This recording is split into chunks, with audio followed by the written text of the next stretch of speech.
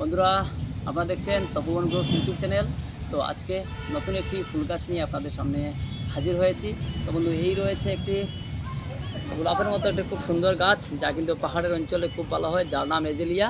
তো এই এজেলিয়া গাছ কিন্তু গোলাপের তুলনায় আমার মনে হয় অনেক ভালো, কারণ এই গাছের কোনো কাঁটা থাকে না এবং এর ফুলের স্থায়িত্বটা গোলাপের থেকে অনেক বেশি। গোলাপের 2 থেকে 4 দিন 5 দিন থাকে ফুল, আর এই ফুলটা কিন্তু 1 মাস থাকে এবং এই ফুলটা খুব সুন্দর হয়। এর কালার কিন্তু রয়েছে 100-র উপরে।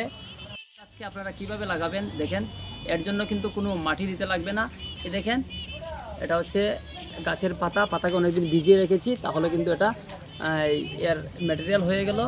এবং এটা দেবেন এর সঙ্গে রাইসোল কম্পোস্ট। এই রয়েছে রাইসোল কম্পোস্ট, এই দেখেন রাইসোল কম্পোস্ট, ভার্মি কম্পোস্ট আর নিম কম্পোস্ট, নিমখোল। এই 3টি জিনিসের সংমিশ্রণে আপনারা এই মাটি তৈরি করবেন আর তা দিয়েই লাগিয়ে দেবেন এই সুন্দর সুন্দর গাছ।